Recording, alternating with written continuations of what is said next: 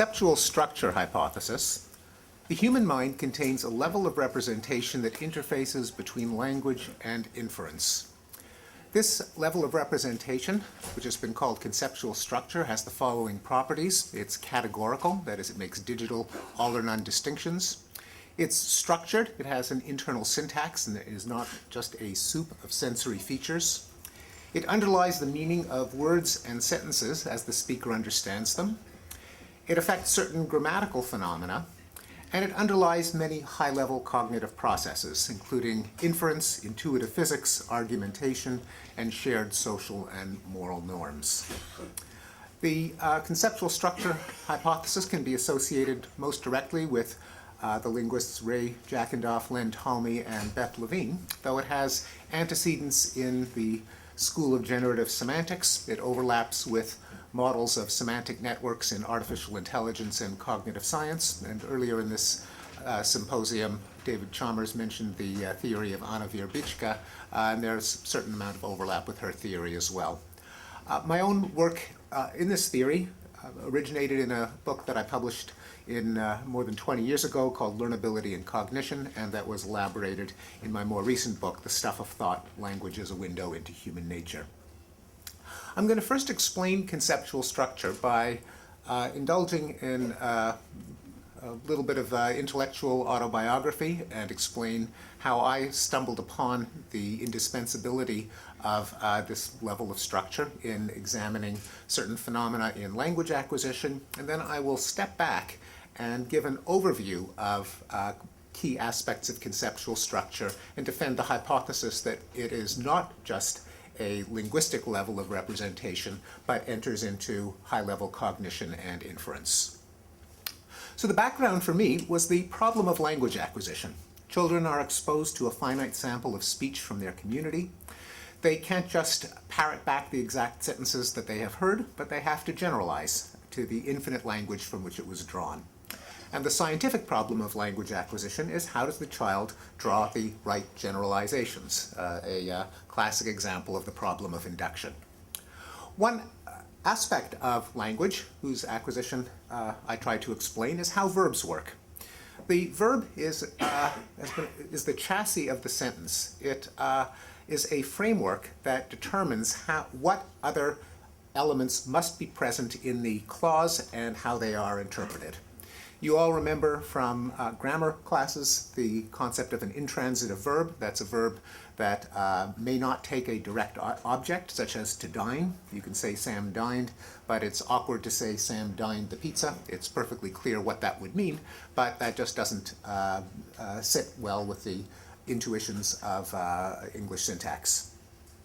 An example of a transitive verb would be devour. You can say Sam devoured the pizza, but not Sam devoured. Again, this is not a semantic fact because it's perfectly clear what Sam devoured would mean.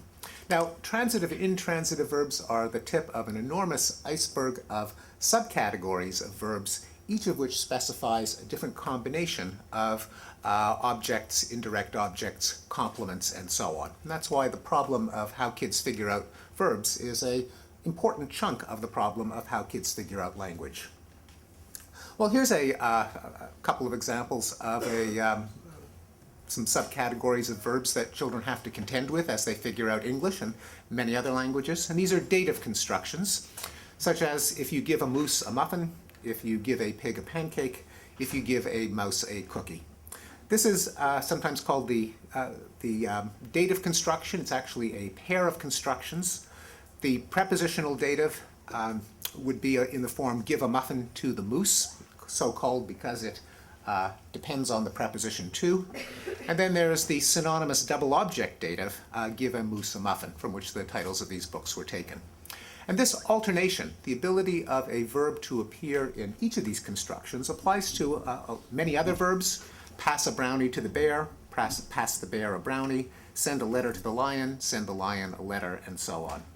Well, since children have to generalize, and since there is this pattern present to them in these alternating verbs, there is a tempting generalization. If you're a child trying to go beyond the information given and produce and understand new sentences, it would be perfectly reasonable to posit the following rule. Whenever you come across a construction, verb, thing, to, recipient, give a muffin to a moose, you can generalize that you can also say verb recipient thing, give the moose a muffin, or vice versa.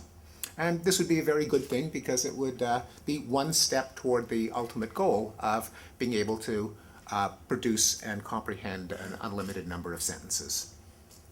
Do children take these leaps? There is evidence that they do, both from the lab and from naturalistic studies. I'll give you some naturalistic data that kids do produce double object forms that they could not simply have reproduced verbatim from their parents, because an adult would recognize them as forms that aren't quite right by adult ears. Mommy, fix me my tiger. Button me the rest. How come you're putting me that kind of juice? Mommy, open Hadwin the door, and so on. So far so good. There is evidence for generalization. Kids seem to make the generalization. Unfortunately, there are some verbs that don't go along with this apparent rule. So take another book in the series. If you give a pig a party, you would think that you could generalize to, if you give a party to a pig. But that doesn't sound quite right. By the way, most of the judgments that I will present to you by fiat as facts, I have verified in questionnaires just to make sure that typical English speakers agree with these intuitions. So there are apparently idiosyncratic exceptions to the dative rule. You can say Biff drove the car to Chicago, but not Biff drove Chicago the car. Sal gave Jason a headache, but not Sal gave a headache to Jason. Well, this presents us with a bit of a paradox in terms of how the child is going to cope with the distribution of forms in the language. We have evidence that children generalize, that is, they're not conservative, sticking exactly to the combinations of verbs and constructions that they hear in the input. The language appears to have idiosyncratic exceptions, and we have independent reasons to believe, I won't review the evidence, that children are not corrected every time they make one of these errors. Now, not all of these three can be true. They're mutually contradictory. And the resolution, to make a long story short, is that the exceptions are not, in fact, idiosyncratic. It's an illusion that they are. The reason is that the human mind makes much finer conceptual distinctions than simply who did what to whom. There is a long tradition in linguistics spanning a number of schools that tries to categorize semantic relations into a small number of types, variously called semantic roles, thematic roles, theta roles, case roles, but they tend to be coarse distinctions like recipient, source, goal, agent, and patient. The upshot that I'm going to try to persuade you of now is that that level of categorization of conceptual structure is far too coarse. Concretely, the dative alternation, instead of being seen as a kind of syntactic cut and paste operation of moving around various phrases corresponding to recipients and donors and so on, is really a kind of gestalt shift, a kind of construal of two different ways of interpreting the same physical event. The prepositional dative is construed as cause X to go to Y. The double object dative is construed as cause Y to have X. So to be concrete, the action of, say, giving a cookie to a mouse and giving a mouse a cookie would, under this analysis, not be synonymous.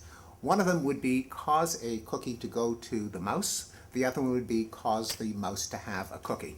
Now, this might seem like a distinction without a difference, but I want to persuade you that it really does have both linguistic and conceptual differences. Under this theory, the dative rule would not be directly a grammatical operation, but rather a operation on conceptual structure. If you have a verb that means cause X to go to Y, you can generalize to another construction with the same verb, cause Y to have X, and vice versa. So in other words, it's a bit like the various figure ground shifts that we're familiar with in perception, where the same physical input can be interpreted in two different ways. This, by the way, is not just a drawing from a psychology textbook, but this is a real object. It is a vase that was commissioned for the Silver Jubilee of Queen Elizabeth's reign, and you can see that these aren't just any old profiles, but that's Queen Elizabeth and that's Prince Philip. And this is a real object. So the Second component of this theory is that there's got to be now a way of mapping from conceptual structure to language itself, and this would implicate a linking rule that is a mapping from the semantics or the conceptual structure to syntax. To make a long story short, there's a linking rule in English and perhaps in all languages that the caused entity is expressed as the syntactic direct object. So if you conceive of an event as causing a muffin to go somewhere, then the muffin is the immediate post-verbal object. Give a muffin to the moose.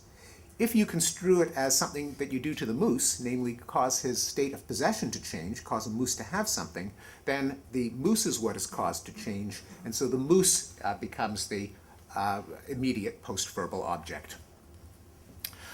Well, this is an analysis of the dative construction itself. How do we then use it to explain the puzzle that originally confronted us, namely the choosiness of verbs? Well, at a first pass, which verbs can enter in these constructions depend on their internal semantics. In particular, it depends on whether they specify a kind of motion, a kind of possession change, or both. So verbs like give or pass can alternately be construed as causing an object to move or causing a person to have, and so that would explain why they alternate, why they can appear in either construction. Driving a car is only causing an object to move, and giving a headache is only causing a person to have, in a metaphorical sense of having a headache, which I'll return to. Namely, if I cause someone to have a headache by yammering in their ear and annoying them, it's not that I have a headache and then somehow I transfer to them, I no longer have it, they have my headache. So it's not an example of a transfer, but it is an example of causation. And a lovely test case, just to illustrate this theory, comes from Joan Bresnan. You can say, Julie sent a package to the boarder, and if I don't spell it, it's ambiguous between someone in a boarding house and a boundary between two countries. But if I say Julie sent the boarder a package, it could only be the animate recipient, the resident of a boarding house. Julie sent the boarder a package is anomalous. Now, this is still not a perfect solution, and if you work through it verb by verb, as I spent several years doing, you can find counterexamples to this generalization, that not all verbs of possession change go both ways. For example, I threw him the ball, or I kicked him the ball. That's fine. But I lifted him the box, or I carried him the box, sound odd. Nonetheless, both of them would seem to be perfectly construable as examples of both cause to go and cause to have. And the solution to this puzzle is that again, you have to make even a finer cut in conceptual structure, that the temporal shape of the event matters in terms of whether the verb can enter the construction or not. In particular, momentaneous verbs, that is, verbs that are conceived as if they are instantaneous, that is, they take zero time. Now, this is physically impossible, but it's a way that we tend to interpret events. Throw, toss, pass, kick, roll, slide, and bounce all can enter the double object dative. Durative verbs, where we conceive of the application of force as coextensive with the motion of the object, like lift, lower, drag, carry, and schlep, don't enter the double object construction. Another interesting aspect to the grammatical behavior of verbs in the dative construction is that there's a kind of conceptual metaphor in George Lakoff's sense that governs the phenomenon, namely that the same logic that what construals of events can enter these two constructions works for metaphorical transfers of information in addition to physical transfers of things. So you have double object datives like sing me no song, read me no rhyme, show me the money, can you fax me the instructions, ask me no questions, I'll tell you no lies, where there are no muffins or cookies going back and forth. Nothing physical needs to transfer at all. It's just the ideas that go back and forth, the instructions, for example. This is an example of a widespread phenomenon in lexical semantics, sometimes called the container metaphor, that we often construe ideas as if they were physical objects, sentences as if they were containers, and communicating as a kind of sending. And you can appreciate this metaphor when you string a lot of concrete examples together, like we gather our ideas to put them into words, and if our verbiage is not empty or hollow, we might get these ideas across to a listener who can unpack our words to extract their content, all manifestations of the same underlying metaphor. Moreover, we can apply the mental model of possession to a benefit, and not just in addition to an object or an idea. So what's the deal with if you give a pig a party?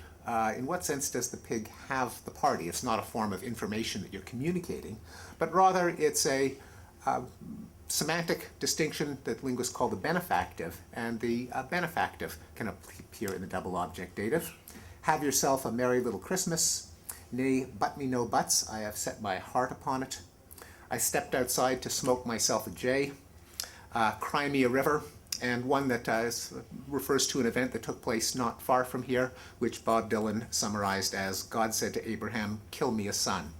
So what is the me and the myself or the yourself doing in all of these constructions? Well, what they are is they are beneficiaries of the action, as if we conceive of helping as a form of giving. To be well off is to possess something. And you can see additional evidence for this way of construing benefit in the various idioms that have the verb have itself. We're going to have a good time tonight. What does have exactly mean there? In what sense do you possess the good time? Well, you don't really possess it, but you benefit from it. And this is part of a model in which to possess, to be benefited by something is to metaphorically possess it. Who says you can't have it all? I have him where I want him. And have any of you seen Silence of the Lambs? Well, you remember the famous last line from Hannibal Lecter, I do wish we could chat longer, but I'm having an old friend for dinner. One other aspect of conceptual structure that is uncovered by just trying to figure out how these constructions work is what linguists call the holism effect. And it is best seen with a pair of constructions that is similar to the dative called locative constructions. John loaded hay onto the wagon. John loaded the wagon with hay. Two apparently synonymous constructions. Sally splashed water onto the wall. Sally splashed the wall with water. Again, there are several score, maybe even hundreds of verbs that go both ways. However, as with the dative, there are some verbs that would appear to be synonymous, but that don't participate in the alternation. Jenny threw a cat into the room, but not Jenny threw the room with a cat. So what's going on there? I'm going to suggest the same solution applies, that these constructions are in fact not synonymous, but the same physical event is being conceptualized in two radically different ways, each of which maps onto one of these constructions. In particular, to load hay onto the wagon is construed as doing something to the hay, namely causing it to go, whereas to load the wagon with hay is construed as doing something to the wagon, namely causing it to change state from unloaded to loaded. And a bit of evidence that there is this Gestalt shift comes from scenarios in which you can show that they really aren't synonymous. So most people interpret load the wagon with hay as implying that the wagon is completely loaded. It's filled to capacity and you're done. Whereas to load hay onto the wagon, that's compatible with just shoving a couple of pitchforks full. So the holism effect, it refers to an interpretation in which a direct object is completely affected. Why would it be completely affected? Well, if it's construed as changing in state space, where it is now basically a point or a blob with no internal structure, and if it goes from empty to full, it is naturally interpreted as the state is predicated of the object as a whole, as if its internal structure in this construal is not explicitly represented. It doesn't have any parts. And this is something that isn't specific to the locative construction, but is seen in pretty much in all or most English transitive constructions, and again, those in many, many other languages. And you can see it in simple transitive constructions like intransitive contrasts, I should say. Arnie drank from the glass of beer could mean a sip or two, whereas Arnie drank the glass of beer implies that he chugged the whole thing down. Pete painted on the door could be a couple of dabs. Pete painted the door implies that the entire surface, paintable surface of the door was in fact painted when he was done with it. One more bit of conceptual semantics that is uncovered by trying to figure out how verbs work is the directness effect. And again, I'll introduce a new pair of constructions that illustrate this bit of our cognitive psychology, the causative alternation. As in the butter melted, intransitive verb referring to a state change. Bill melted the butter, a transitive verb with a causative interpretation, namely Bill caused the butter to melt. The ball bounced, Betty bounced the ball. Again, there are hundreds of verbs that enter this alternation. And a constraint on when verbs can go back and forth is that the causation must be intentional and direct. So Sally dimmed the lights by turning on the toaster is a little bit odd, even though she clearly caused, what she did caused the lights to dim, but that wasn't the intent of her action. Brian broke the window by startling the carpenter who was installing it, also a little bit odd, and I'm going to soon give you some data from an experiment just to show that these intuitions are indeed robust. So basically the model of causality in language is something like the billiard ball model, namely an actor directly impinges on an entity, making it move or change. And here's the experiment I was alluding to by the psychologist Philip Wolff. If you show people an example of causation in which the actor directly impinges on the entity that is caused to change. So Sarah manhandles the door, and you causing it to open, versus a case where there's an intervening link. She opens the door, whereupon a breeze blows the door open. And if you ask people whether those events can be described with the sentence, "Did Sarah cause the door to open?" they will say yes in both cases. But if you now pack the causality into the verb, and you say, "Did Sarah open the door?" in the case where she directly impinged on the door, they say yes. In the case where she initiated a causal chain whose final link is the door opening, they say no. And this is true across a wide range of causative verbs. So I've given you 3 pairs of constructions and tried to show you what you need to invoke in terms of conceptual structure in order to account for the grammatical phenomena of which verbs can be used in which constructions. And already an awful lot of cognitive psychology in the form of conceptual structure needs to be dragged in to explain these syntactic phenomena. In particular, language use depends on a fine-grained conceptual structure. You can think of it as a kind of a language of thought, whose constituents include objects, which are construed as dimensionless points or blobs, space, construed as places and motions by which objects move from place to place, a conception of time that distinguishes between momentaneous and durative events, a conception of causation in terms of direct billiard ball imposition of force, and a conception of agency that makes use of the concept of intention. These conceptual structures can also be used metaphorically for more abstract concepts, so ideas are construed as objects, knowing as having, and benefiting as having, and state changes as motions. For example, you can say the traffic light went from green to red. That didn't literally move anywhere. It's stuck in the concrete the whole time, but it's as if redness and greenness are 2 points in state space, allowing us to use the verb go and the prepositions from and to. And affecting is applying forced. Another example would be, it's perfectly natural to say Sally forced Bill to be polite. It's not as if she physically wrestled him. It could be by sheer persuasion, but nonetheless we co-opt the verb force to refer to a kind of psychic causation. Now the elements of conceptual structure are, and I've introduced the words quasi-Kantian, Kantoid, or Kanti because I don't claim that these correspond to what Immanuel Kant conceived of as the structures by which we interpret the world.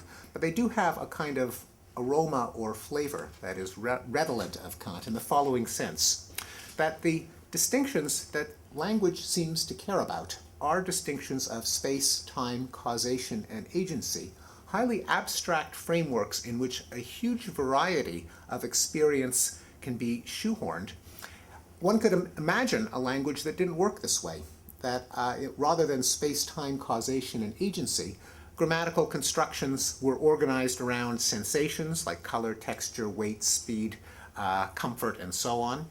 One could also imagine that language might be organized around evolutionarily salient schemas, that you might have a construction for eating, which is then metaphorically extended to other events, and another construction that's specific to sex, and a third one specific to danger, another one for dominance, another one for child rearing. But that doesn't seem to be how English, or as far as I know, any other language organizes its grammatical constructions. The grammar follows these Kantoid categories. Well, now let me transition to why conceptual structure should be organized in these ways. The hypothesis is that conceptual structure represents the physical and social world in a format that subserves human practical inference and reasoning. And this is where it really does depart from Kant as I understand it.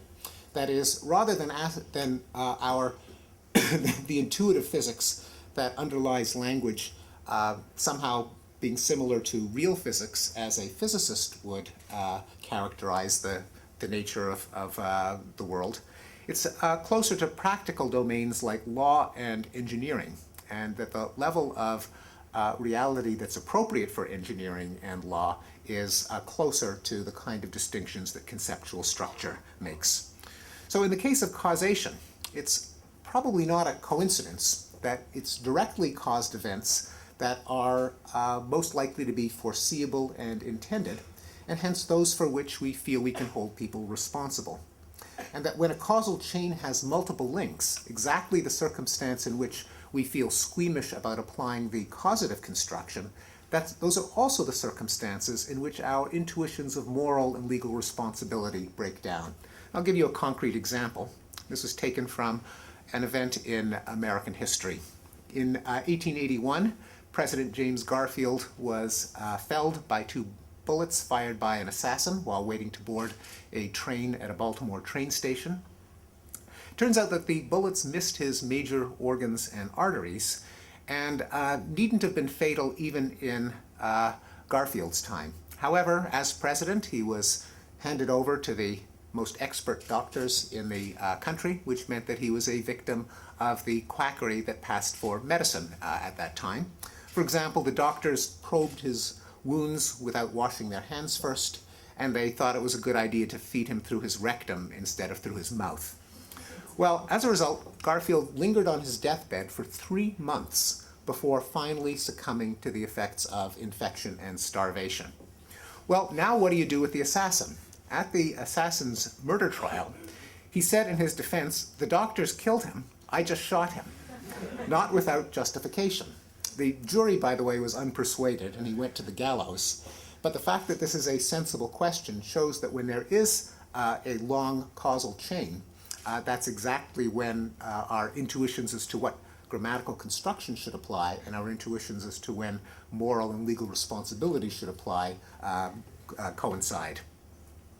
Let me extend this line of argument to the other domains of conceptual structure, showing that each one of them has looks in 2 directions, in one direction to grammar and language, the other direction to inference and reasoning, space, matter, and time.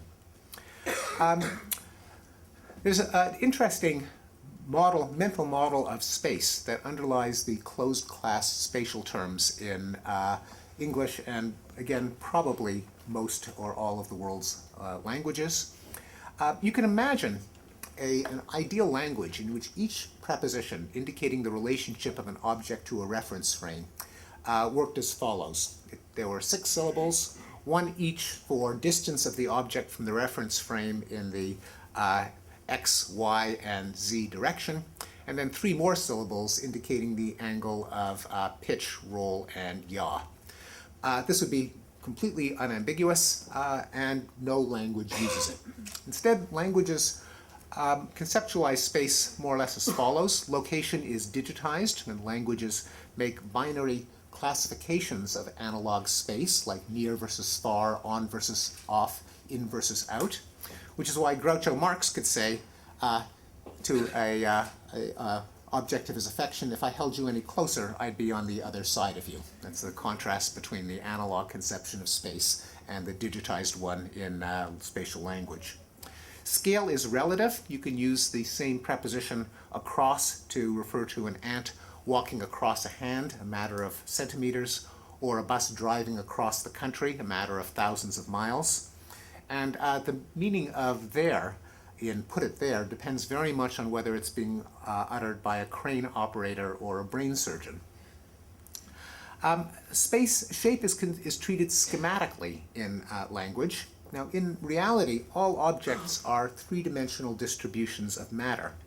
But language idealizes objects as in terms of solids that are extended in some combination of primary or secondary dimensions. For example, the word line refers to an object that we think of as one-dimensional. Then we also have words like road, which refer to an object that we think of as primarily one-dimensional, though having a non-zero width. And, or a word like beam, which we think of as also basically one-dimensional, but with a non-zero thickness. Then we have nouns like surface, which refer to an object we think of as two-dimensional, and slab, which refers to an object, again, that we think of as two-dimensional, but we add that it has a non-zero thickness. Now, this idealized geometry governs the choice of prepositions. What preposition do people use to refer to what spatial arrangement? Along, for example, requires an object that is fundamentally construed as one-dimensional. You can say the ant walked along the line, or along the road, or along the beam. But it sounds a bit odd to say the ant walked along the plate or along the ball, because we don't think of them as having a single organizing dimension. The same geometry goes into many of our shape terms. So even though a wire is technically a cylinder, just one with a very, very small width, people would not use the word cylinder to apply to a wire because we think of the width of a wire as if it didn't exist. Likewise, it seems a little odd to call a CD or a DVD a short, fat cylinder, although technically that's what it is, because we construe it as something that just doesn't have any thickness, though, of course, in reality it has to. This geometry also goes into our general sense of shape. What objects we think of as reminding us in their shape of other objects. And my favorite example comes from a little girl who said to her father, "I don't want the little crayon box, I want the box that looks like an audience." That is not the flat box of 8 crayons, but the 64 crayon box in which the crayons are arranged in stepped rows like the pitched tiers of an auditorium. Now, in what sense is a 64 crayon Crayola box like an audience? Well, it's because of the arrangement of these blobs according to this kind of geometry. Well, why do we represent space this way? And I think the answer is that the geometry of spatial language divides up space into regions with different causal consequences. And again, I'll illustrate this with an example from real life. And this is an article I clipped out of the Boston Globe a few years ago. A woman who fell through thin ice Sunday and was underwater for 90 minutes died yesterday. The Lincoln Fire Department said a miscommunication between the caller who reported the accident and the dispatcher significantly delayed her rescue. The rescue workers believed that a woman had fallen on the ice, not through it, and that left the rescuers combing the woods to find the scene of the accident. Now, these two prepositions, on and through, differentiate reality by a matter of a few feet, but they are a few feet that make a difference, in this case literally a life or death difference. And in general, prepositions tend to carve analog space into regions where different things happen on either side of the border. This brings me to matter in language. English and many other languages tend to distinguish 4 kinds of matter. Discrete things like an apple, formless masses, as in some applesauce, plurals, as in many apples, and collections, as in a dozen apples. These aren't so much different kinds of matter as we conceive them, but different ways, different attitudes that we can take to matter, where the same chunk of matter can be construed in any of these ways. So, for example, the same collection of bits of stone can be conceived of as many pebbles, a plural, or much gravel, a mass. We all know about the man who can't see the forest for the trees. And many of you probably get these email jokey lists of crazy English constructions that are the source of jokes by people like Richard Lederer. And one of them, which alludes to this very distinction, is why does a man with hair on his head have more hair than a man with hairs on his head? Well, why do we have multiple ways of construing matter? Well, I think it's because words for matter allow people to agree on how to identify and quantify portions of the material world. We're surrounded by stuff, and we have to agree on how to carve it up for the purpose of discussing or transacting it. It's probably not a coincidence that if you go into a supermarket, there are different ways in which the matter there is priced, namely per item, which is what count nouns do, by weight, which is what mass nouns do, or by the dozen, which is what collective nouns do.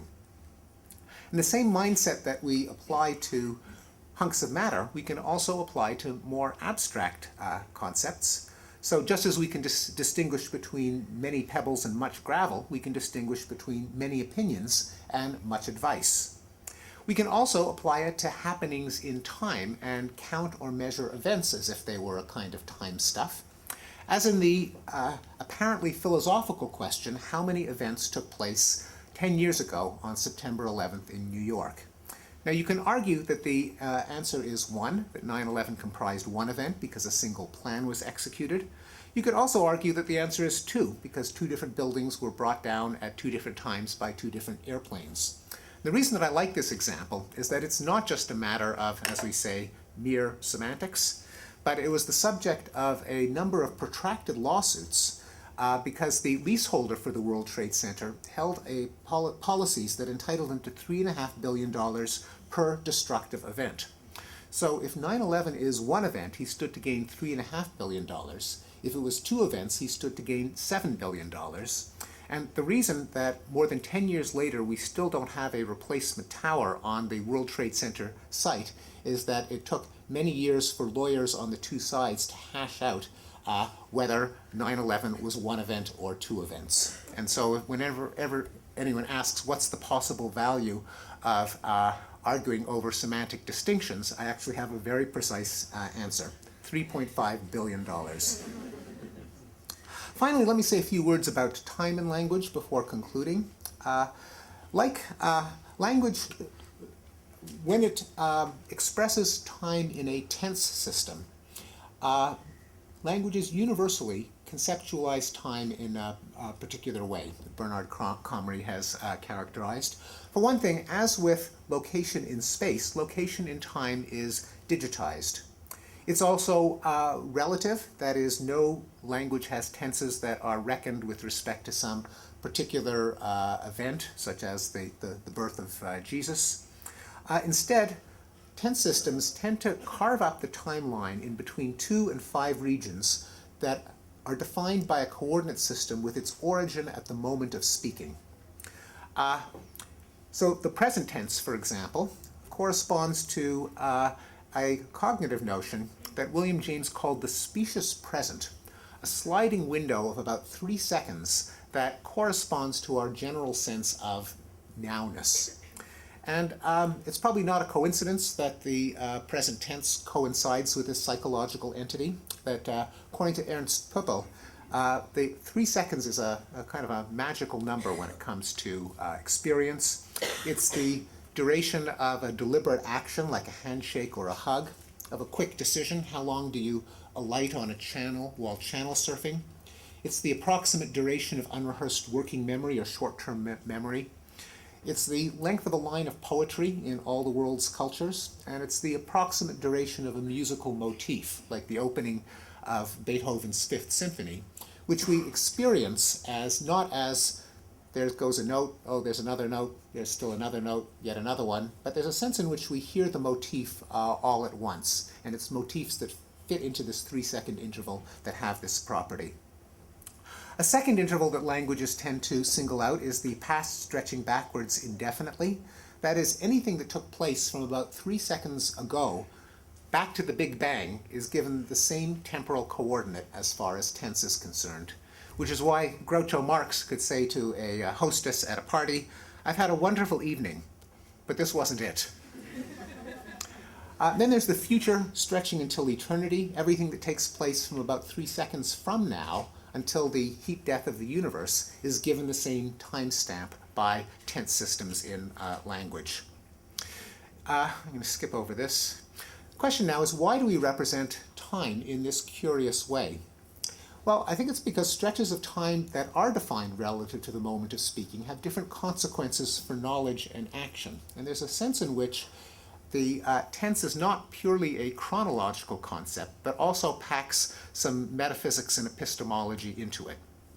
To be specific, the present tense can be thought of as another word for consciousness. And when philosophers like David Chalmers try to explain what they mean by the hard problem of consciousness, they often use the expression, well, it's kind of like first-person present tense awareness. Now, it may not be a coincidence that present tense is used in the definition of consciousness, because it may be our own consciousness that defines what the present tense is.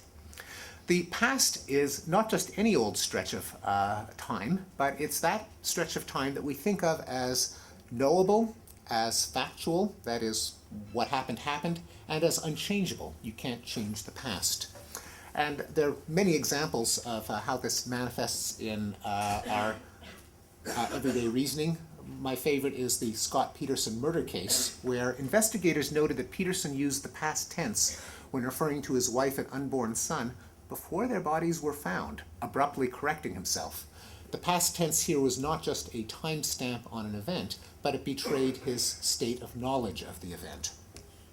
Likewise, the future isn't just any old stretch of time, but we think of it as that portion of time that is unknowable, that's hypothetical, nothing has to happen, and that's willable. We can change the future.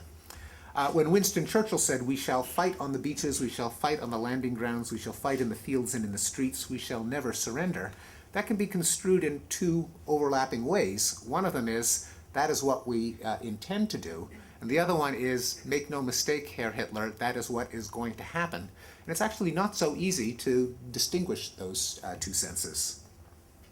And to those skeptics who really wonder whether the representation of time in language is relevant to human affairs, that is, does the semantics of tense really make a difference in terms of the unfolding of events?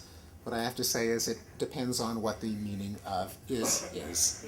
And in fact, the impeachment case against Bill Clinton, two of the articles of impeachment pertained to whether he lied when he used the verb is to describe his sexual relationship with Monica Lewinsky. So to sum up, I've suggested that conceptual structure is a major form of human thought, that it's digital, structured, and Kantoid in the sense that it is based on abstract conceptual frameworks of space-time, causality, and intentionality rather than sensory, motor, or motivational features.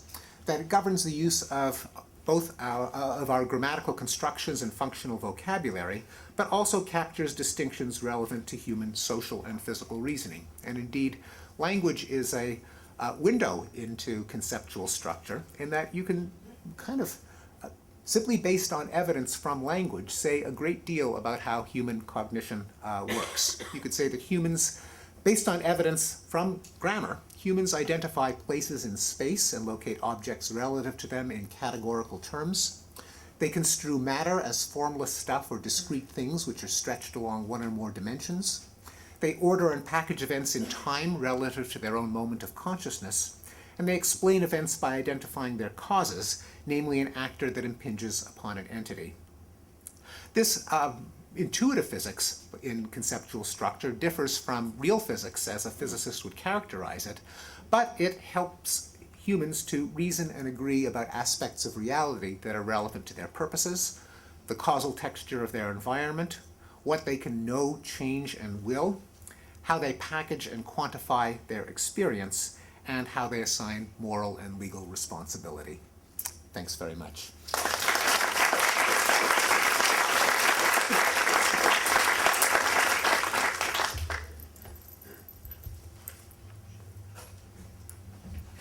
Questions? Jesse? Thanks, Steve. Great talk. I want to ask two related questions. Sorry, waiting for a mic. Yeah. So one question concerns the characterization of these framing constraints as abstract as opposed to, say, sensory. And one might have the view that the picture you're describing is maybe as much Lockean as it is Kantian, which is to say, if you think about thought as involving a kind of perceptual simulation, these dimensions, the spatial and the temporal, are also going to be essential or indispensable components of the construction of a simulation. So a sensory grounding story would make predictions about these kinds of framing components as well. And I think even Kant, in introducing the categories, thinks of them as structuring sensory simulation. So the contrast between the abstract and the sensory might be a little forced there. Now, the one that seems to move furthest away from the sensory is the intentional. But two quick remarks about that. First of all, the starring of the sentences struck me as more semantic than syntactic, which is to say those sentences didn't look poorly formed. They just looked like things we would resist saying for reasons you gave, having to do with assignment of responsibility. But another remark on those, really just a friendly remark, is there are counterexamples, but I think the counterexamples fit with your framework. So if you say something like, the assassination caused the war, or an example that Josh Knobe has recently investigated with Chris Hitchcock, the young girls playing with her electronic toy caused the fuse to blow. Mm-hmm. There what's going on is there's an attribution of responsibility even in the absence of intention. Mm-hmm. So I think this idea of tracking responsibility, this very sort of moral or legalistic constraint seems to be doing a lot of work, even more work than the attribution of intention. But I think that might be semantic and not syntactic. Yes, well, that's a case of the periphrastic causative, caused the fuse to blow as opposed to, blew the fuse. Yeah, I think you could say she blew the fuse. So, according to, well, I have to see those experiments, because according to Philip Wolff, it would actually make a difference whether you were testing the periphrastic or the lexical causative. The way you can get it to work is by introducing a vignette where you explicitly instruct the child that if she uses her toy, oh, okay, yes, this effect. Yes, okay, that would do it. That's right. Okay, so the first question is, this is where my own admitted limited understanding of Kant would prevent me from answering the question thoroughly. Namely, to what extent can you distinguish between the sensory content and these abstract frameworks? That is, can you have, kind of the grin without the cat of the time and the space without the stuff actually filling the space and the events filling the time. But to the extent that you could separate them, and again, I don't, if Kant or Locke were in this room, I don't know if they would agree with this formulation, but to translate it to terms a mere psychologist would understand, if you had events that where you orthogonally varied how much sensory overlap there was in terms of things that we kind of agree were sensory, like color, shape, speed, and so on, versus things that are more abstract, like the concept of possession that embraces both a muffin and an inheritance and an idea. The prediction is that the linguistic distinctions go with the distinctions that are very unsensory, that is, that giving a muffin and giving an inheritance and giving a headache and giving an idea have in common, rather than stuff that involves sweet, crumbly stuff. So that's the basic intuition. In terms of the causative construction, you're right that I didn't give the examples that would show that this is a linguistic as opposed to merely a problem of construal. But again, if you, and I probably should have done that, but if you look at lists of verbs that do or don't enter the construction, so you do make it specifically linguistic, it tends to be the verbs that we think of as having some kind of internal causation, whether it be free will, like to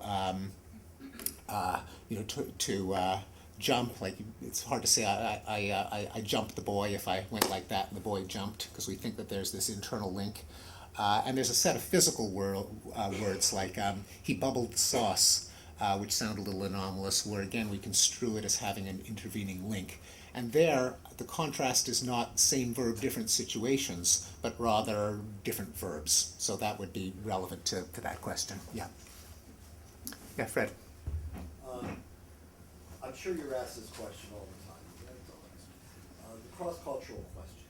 Mm-hmm. There are studies that demonstrated fairly convincingly that Asians will look at a panorama or a scene and look at it more holistically, perhaps, than Westerners might, who would parse it in a different way.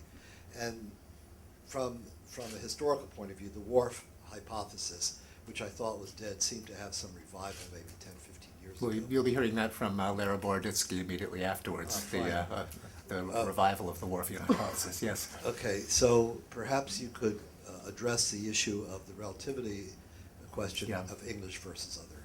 Yeah, so there are really two, that breaks down into two questions. One of them is, what are the ways in which languages differ in terms of, say, their spatial prepositions, their tenses, their shaped nouns. And roughly, and there can be some exceptions, the general primitives and relations that I ran through very quickly in the talk came from cross-linguistic surveys of prepositions across the world's languages, tense across the world's languages, causation across the world's languages, and so on. So the kinds of distinctions like direct versus mediated causation, intentional versus accidental causation, conceptions of objects in terms of extendedness along 1, 2, or 3 dimensions, reckoning of tenses in terms of moment of speaking. That level of vocabulary seems to be, you can't say universal until you've examined all 6,000 of the world's languages, but widespread across historically unrelated language families. However, languages vary in a couple of ways. One of them is which of those distinctions get packaged into particular tenses, prepositions, verbs, and so on. And there you've got have a lot of variation both within languages and across languages. And also the polysemy relations. That is, given a particular morpheme, how many of those spatial relationships get lumped together under that morpheme. We heard the other day about, say, the polysemy of English on, which can refer to the cup on the podium, a ring on a finger, an apple on a tree, and so on. Those are 3 examples of very distinct spatial relationships, which for historical reasons all get labeled by the same morpheme in English, and that's a second way in which languages vary. But then the Whorfian question is not that question. The Whorfian question would be, given that you have a language that packages, that carves up the world of time or of space in different ways, does that then affect the inferences that people draw, not when they're using those tenses or prepositions, because that's just another way of saying that they speak their language, but when they're actually reasoning about events while they're not speaking about it, does their language actually cause them to come to different conclusions?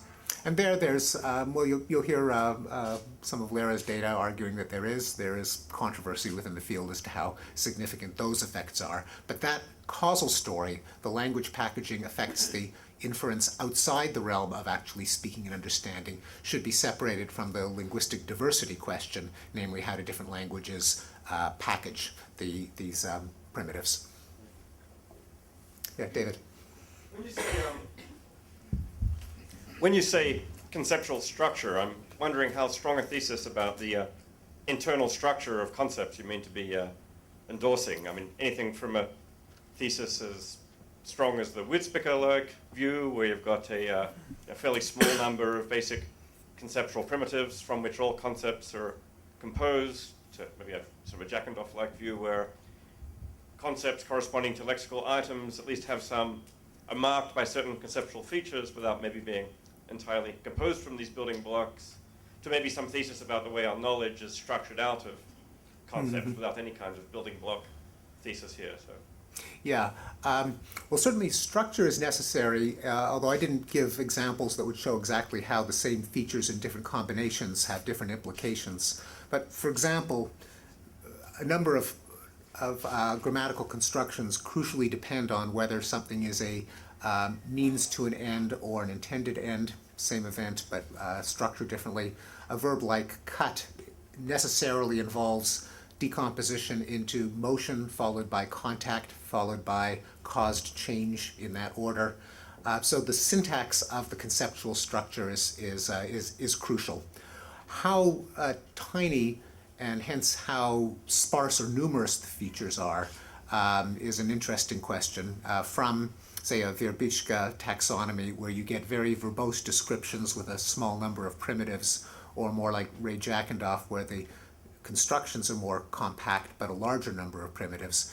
Ray Jackendoff and Beth Levine and I would tend to draw the evidentiary basis of the decompositions from phenomena that language cares about, whereas Verbitschke starts more on conceptual first principles. What is the smallest number of features that you could get away with? It's possible that they're both right, that there is an intermediate level that directly interfaces with language that is more Jackendovian, and then if you ask the question of what does benefit mean, which might be a kind of primitive at a Jackendoff level of granularity, maybe you'd have to unpack it and end up with more Verbitschkian microfeatures. If you are thinking of this thesis of concepts then as being built up from basic level, low level concepts in some language of thought like way? Yeah, yeah. We have time for one more question. Susanna, did you have a question? I was just wondering if you think that if people had a certain conceptual structure, it would have to show up and it would have to be marked linguistically. Yeah, the answer is no, it wouldn't have to. So the distinctions that language makes probably underestimate the distinctions that are available in conceptual structure. Right. So there might be hidden primitives that don't show up in all this data. There could be differences between cultures that don't show up that are masked by the fact that there's uniformity. Well, there might, or there might be uniformities between cultures that are too. masked by the fact that their languages just don't happen to carve the joints in the same place. Right. There also seemed to be a potential disconnect between, I thought I heard this in your answer to Fred, a potential disconnect between the conceptual structure that we do read off of language and the conceptual structure might read off of the inferences people actually make. So it might be that, do you think there could be a case where the linguistic structure suggests, the linguistic data suggests one kind of conceptual structure, but the data about inference suggests another, and if that happened, which would win? Yeah, I suspect, and again, it is another way of stating the Whorfian question, and I think it would be, my own view is that what would win would be just the layer of conceptual structure mandated by the problem at hand, that the packaging into words and language is a way in which we communicate chunks of conceptual structure, but that when it actually comes to, say, legal reasoning or physical reasoning, that we probably entertain all kinds of combinations of conceptual structure which may not have pre-existing words in our language, which is, of course, one of the impetuses for coining new words. Namely, we've got a chunk of conceptual structure that's really useful in social or physical reasoning. The language lacks one. Well, that's when you coin a new word. I think we'd be very strange creatures if the fairly impoverished subset of combinations of conceptual structure that have pre-existing vocabulary labels governed how we fix things, invent things, form friends, and so on. I think it's probably just too coarse. One of the reasons that we often use lengthy circumlocutions and describe something in 7 different ways, and people run off at the mouth like I'm doing right now, is that we don't have a succinct summary in particular words of the chunk of conceptual structure that we try to get across, and so we kind of triangulate at it from different, with different verbal formulations. Well, let's give a round of applause for Stephen.